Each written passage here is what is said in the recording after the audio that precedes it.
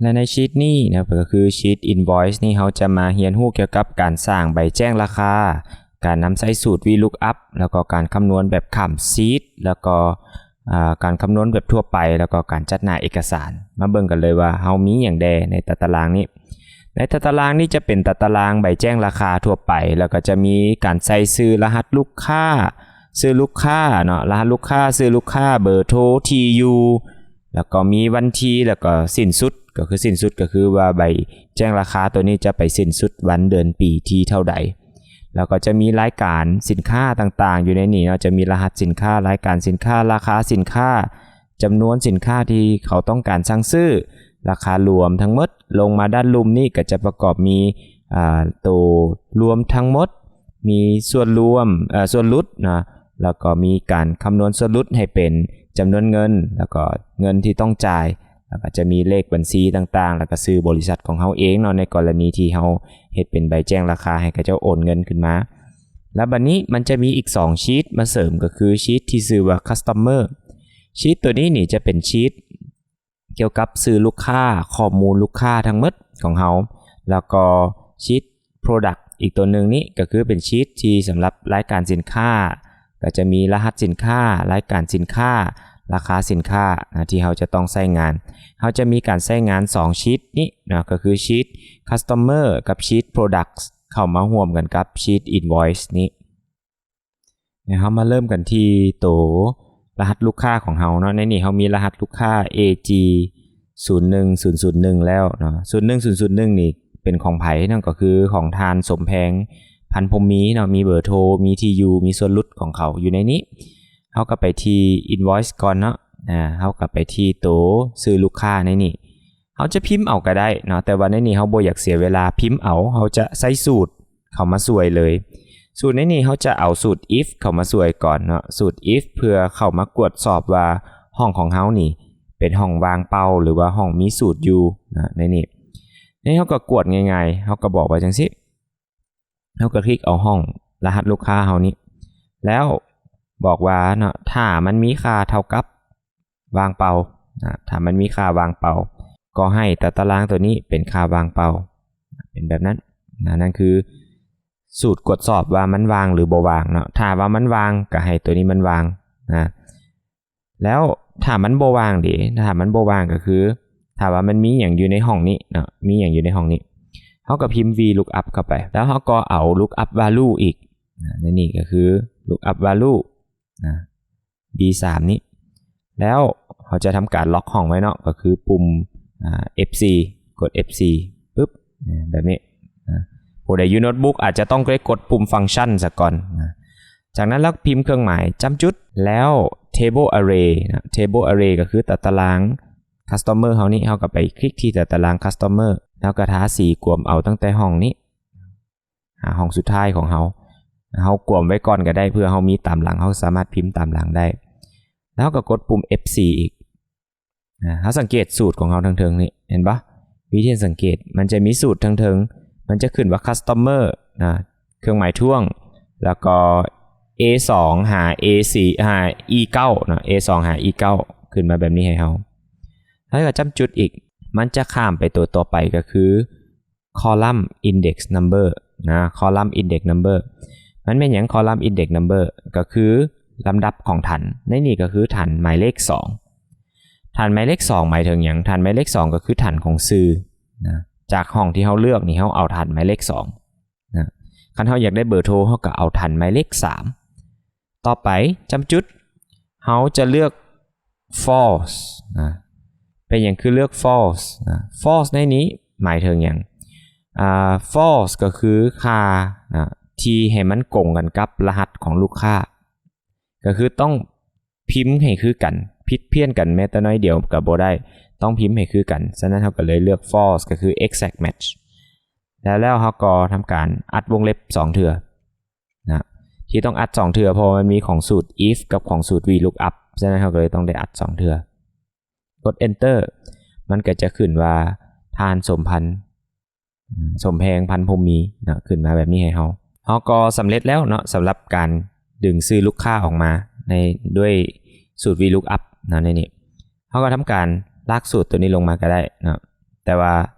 สังเกตหน่อยนึงเนาะเฮาอาจจะยังลืมล็อกอีกอย่างบางอย่างก็คือตัว B3 นี่เฮาลืมล็อกมันไว้อยู่ตัวนี้เห็นบ่ B3 นี่เฮาลืมล็อกเฮากดปุ่ม F4 ซะก่อนF4 เพื่อล็อกห้องจะเกิดหยังขึ้นถ้าบ่ล็อกเนาะก็คือถ้าเฮาลากลงมานี่นะมันก็จะบ่เฮ็ดเวียกให้เฮาเนาะเฮ็ดเวียกผิดเดี๋ยวอาจารย์จะขอ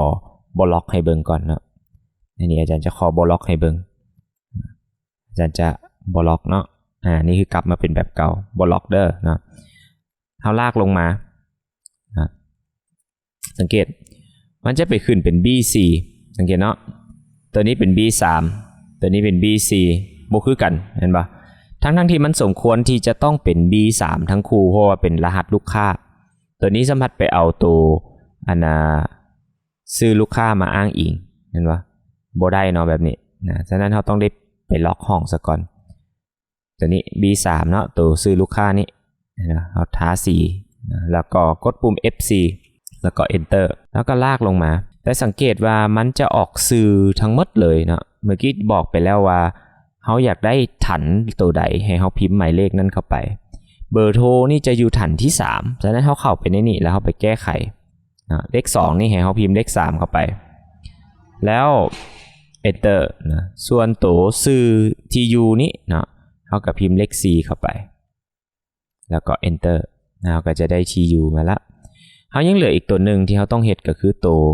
ส่วนหลุดนะเฮา copy ตัวนี้ไปเลยเฮา copy สูตรไปเลยเฮาทาสีอย่างเทิงนี่ทำการ copy นะ Ctrl C นะแล้วมาวางไว้นี่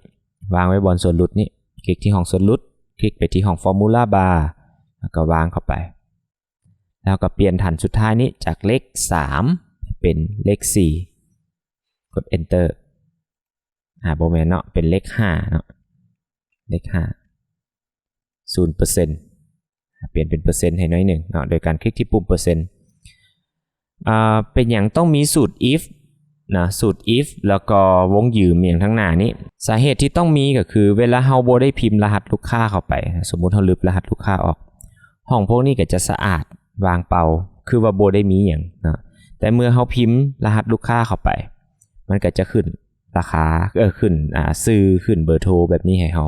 นะแล้วก็มีส่วนลดขึ้นมาให้เฮาแบบนี้ส่วนวันที่เนาะสิ้นสุดวันที่อย่างต่างๆเฮาก็พิมพ์ใส่เอาได้อันนี้เฮาพิมพ์ใส่เองบ่น่าจะมีปัญหาตัวนี้ต่อไปเฮามาเบิ่งกันที่ตัวตารางสินค้าของเฮาซึ่งประกอบไปด้วยรหัสสินค้ารายการสินค้าราคาจำนวนแล้วก็รวมห้องที่เฮาจะพิมพ์สูตรเข้าไปก็คือห้องเขียวๆนี่เนาะก็คือห้องรายการแล้วก็ห้องราคาเฮาเฮ็ดคือกันกับตัวตารางเมื่อกี้เลยกับตัวทั้งเทิงนี่เลยนะลักษณะเดียวกันเลยเฮาก็พิมพ์เท่ากับ if ซะก่อนนะแล้วเลือกเอารหัสสินค้าในนี้นะแล้วก็เท่ากับเครื่องหมายวงยืมจำจุดเครื่องหมายวงยืมในนี้ก็คือถ้าห้องรหัสสินค้าวางเป้าก็ให้ห้องนี้วางเป้านำความหมายในนี้นะจำจุด VLOOKUP แล้วก็รหัสสินค้าอีกเทื่อนึงรหัสสินค้าจำจุดเทื่อนี้เราจะบ่ล็อกห้องตัวนี้เลยเนาะเพราะว่าเราจะทำการลากสูตรลงมาเด้เราจะให้มันยับลงมานำฉะนั้นเราจะบ่ได้ล็อกห้องพวกนี้ไว้แล้วหลังจากนั้นเราไปต่อที่ Product ของเราแล้วเราก็ทาสีเอาแต่ตาราง Product ของเราทั้งหมดอาจจะทายาวลงมาเลยก็ได้บ่มีปัญหาทายาวลงมาเลยตัวนี้จะต้องทำการล็อกไว้โดยการกดปุ่ม F4 หรือฟังก์ชัน F4 แล้วแต่ละเครื่องจะบ่คือกันจำจุดเฮาอยากได้รายการสินค้านะรายการสินค้าของเฮาอยู่ฐานที่2นี่เฮาก็พิมพ์หมายเลข2เข้าไปแล้วก็จำจุดเช่นเคยเนาะในนี้เฮาจะเอาเป็น false หรือ exact match กดแท็บไปอัดวงเล็บ2ครั้งแล้วก็กดปุ่ม enter สังเกตว่าห้องเปล่าๆเนาะบ่มีหยังเลยนะบ่มีหยังเลยถ้าหากว่าเฮาพิมพ์รหัสสินค้าเข้าไปเด้เนาะ B 1001เนาะถ้าเฮาพิมพ์รหัสสินค้าใส่ในนี้สังเกตเอาวางเข้าไปเฮาก็จะได้ปึ้มเขียน100หน้ามาแล้วเห็นบ่ในกรณีต่อไปแม่นเฮาอยากได้ราคาเนาะเฮากลับไปที่ห้องตัวนี้แล้วทำการก๊อปเอาฟอร์มูลาของมันทั้งหมดนี้ทาสี Ctrl C นะกด Enter ก่อน แล้วมาวางใส่ห้องราคานี้คลิกที่ห้องราคาแล้วก็คลิกใส่ห้อง Formula Bar แล้วก็วางเลยนะเปลี่ยนจากเลข2ให้ไปเป็นเลข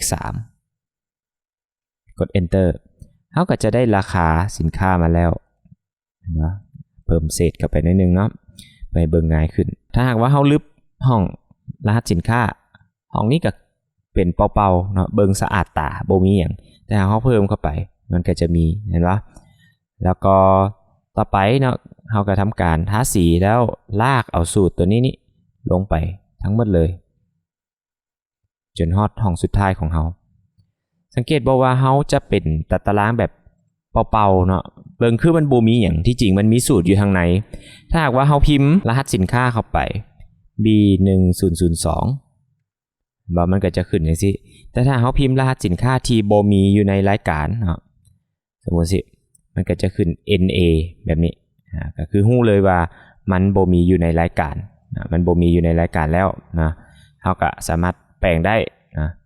003สิเพื่อให้มันถูกเห็นเนาะมันก็จะขึ้นให้เฮาแบบนี้ห้องต่อไปจำนวนอันนี้บ่มีอย่างหลายเนาะเฮาพิมพ์เอาเองก็ได้นะเพราะว่าเป็นจำนวนที่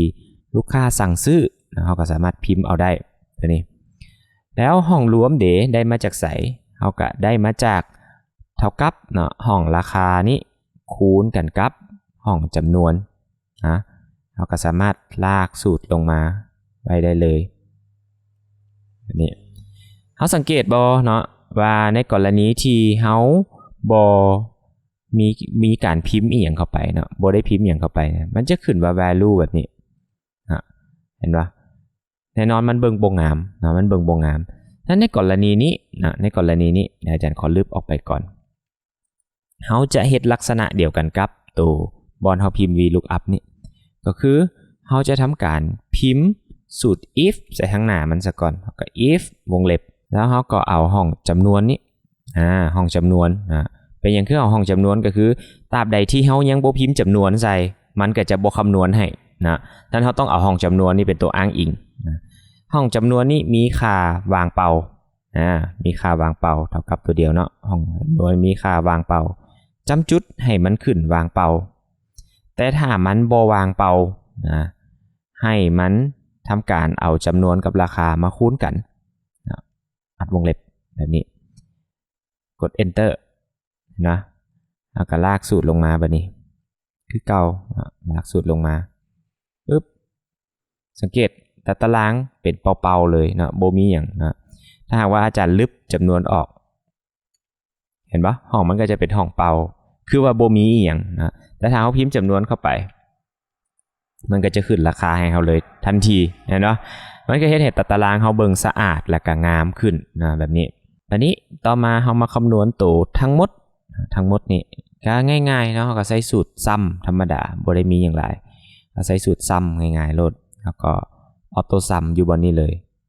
ซัมแล้วก็ทำการลากเอาตั้งแต่ห้องนี้หาห้องสุดท้ายที่เราต้องการกด enter นะแล้วห้องส่วนลดเดเนาะได้จากไสก็ได้จากตัวนี้นะเท่ากับรวมทั้งหมดคูณให้เปอร์เซ็นต์ของเราออกเป็น0จังซี่ก็คือบ่ได้เสียหยังเนาะเป็น0นะขีดเป่าๆจังซี่ก็คือ0ห้องเป็นเงินต้องจ่ายเดนะก็คือเท่ากับเอารวมทั้งหมดนี้ลบให้ส่วนลดกด enter มันก็จะออกแบบนี้ก็คือตัวนี้กรณีนี้เราได้ 0% เราบ่มีส่วนลดเรากระจายซ้ำเก่ามานี่ลองไปเบิ่งลูกค้าอีกคนหนึ่งเนาะลูกค้าอีกคนหนึ่งก็คือรหัสตัวนี้ AG1284เราไปที่ invoice แล้วเราทำการเปลี่ยนรหัสลูกค้าลองเบิ่งปึ๊บเปลี่ยนละเห็นปะนางปลื้มใจพรหมบุตรเห็นปะเบอร์โทรบริษัทอย่างต่างๆเปลี่ยนส่วนลดเปลี่ยนเห็นปะมีขึ้นมาให้แล้วเรียบร้อยทั้งหมดเลยบัดนี้เรามาเบิ่งตัวเลขเขาเนาะตัวเลขเขานี่มันเบิ่งบ่ค่อยงามเนาะมันปัดขึ้นแบบนี้มันเบิ่งบ่ค่อยคักนะมันเบิ่งบ่ค่อยคักนั้นเราสิมีการปรับค่าตัวเลขนะปรับค่าตัวเลขนิดนึงเป็นการปัดตัวเลขขึ้นนะบ่ว่าจะกรณีใดเราจะปัดขึ้น 1,000 เสมอนะให้มันขึ้นไป 1,000 เสมอเลย ในนี้เฮามาเบิ่งก่อนสูตรการปัดตัวเลขขึ้นนะในนี้เฮาจะใส่ตัว ceiling นะมันจะมี2สูตรเนาะ ceiling นี่ก็คือเป็นปัดขึ้นนะแต่ถ้าเฮาอยากปัดลงแม่นเฮาใส่ floor นะ floor เป็นตัวปัดลงนะ ceiling เป็นตัวปัดขึ้นนะในนี้เฮาจะใส่ตัว ceiling นี้เฮาลองพิมพ์สูตรอยู่ทางนอกเบิ่งก่อนเนาะว่าจะเป็นจังได๋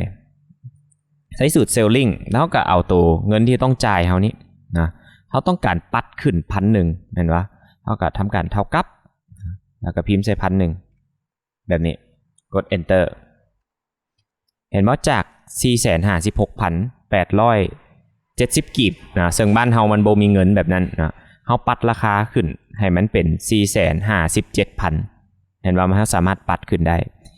ก็คือโดยการใช้สูตร ceiling นะวันนี้เฮาสิมา apply หรือว่าสิเอามาใส่อยู่ในตารางตัวนี้จังได๋ก่อนที่มันจะลบกันนี่เฮาได้ค่าที่มันลบกันในนี้เฮาทำการพิมพ์สูตร ceiling เข้าไปเลยก็คือ ceiling แบบนี้ ceiling นะแล้วก็เอา2ห้องนี้มาลบกันนะแล้วก็ทำการเฮ็ดหยังเนาะทำการจำจุดปัดขึ้นไป 1,000 แบบนี้แล้วก็อัดวงเล็บแล้วก็ enter เห็นนะมันก็ได้ 457,000 คือปัดขึ้นเลยนะปัดขึ้นเลยนั่นก็คือการนำใช้สูตร VLOOKUP นะการนำใช้สูตร ceiling แล้วก็มีคำสั่ง if else เข้ามาช่วยเนาะการใช้สูตร if ต่างๆเข้ามาช่วยแล้วก็เป็นการเฮ็ดตารางinvoice ใบแจ้งราคาให้ลูกค้าของเราก็สามารถเอาไปประยุกต์ใช้ได้กับตาราง